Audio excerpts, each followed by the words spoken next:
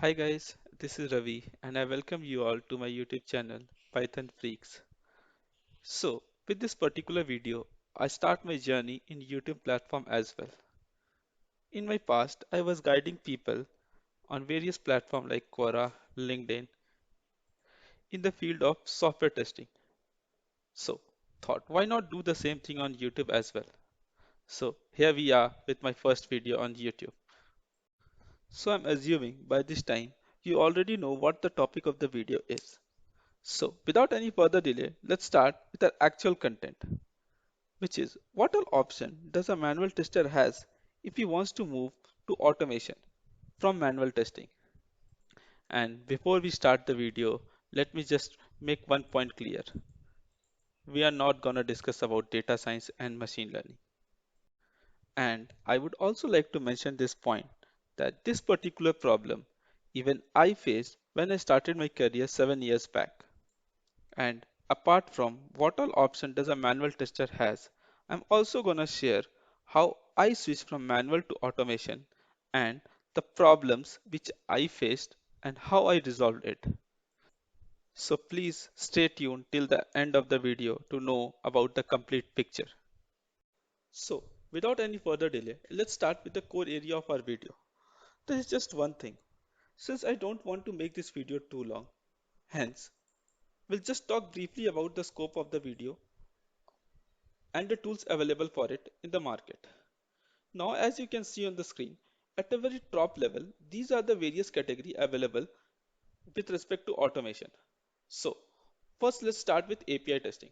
So, what exactly we do in API testing? Consider we have developed a software, but is developing alone enough? We need to check its functionality, right? This is exactly what we do in API testing. Now, how do we do it? Well, it depends. There are different architecture with different set of protocols. Like rest assured, the most widely one. We have SOAP architecture as well. We have JSON RPC and XML RPC. Similarly, based on the architecture, we have the corresponding tool as well. Like for REST architecture, we have Postman and Telnet, the most widely used one.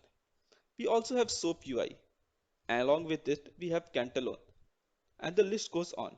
But if you take my opinion, and if you are planning to learn API testing, I would suggest go for Postman or Telnet. So now let's move to the second option, which is security testing. So for this, I would just like to say that this particular field of testing is the most underrated career option. Trust me, scope wise, this particular stream is very good. Why? Because we are living in an era where number of online transaction and activities performed by the user online is increasing day by day, and so will the requirement to make it secure. And this is where security testing comes into picture. Now, there are various tools available in market through which we can do the security testing. Some of the famous one are Acunetics, one more is Netscraper, and the other one is Zap. So now let's move to the next one, which is web application testing. As soon as we talk about web application testing, the first thing which comes to our mind is Selenium, from which basically we can automate every task in a browser as if a real person were executing the task, because of which it's in huge demand. And the point to mention here is this is being used in our industry from quite a while now, and there is hardly any other tool which seems to replace it. So, if you are looking to make a career in web automation, I would suggest learn Selenium. And trust me, learning Selenium is not very tough task. There are tons of materials available for it on internet. So, now let's move to the last item in the list, which is performance testing, but definitely not the least one. So, what is actually performance testing? Performance testing is a non-functional type of testing. That is, we are not verifying any functionality here. We are actually verifying the parameters like response time, which is the time taken to process a request, the stability of the application, and the scalability of the application under a given load. The common tool which we use here is Apache JMeter, Smart Meter IO, Load Runner, and Locust. And likewise, we have some other tool as well. So With this, I would like to end my video and would like to thank you all for watching this video till the very end.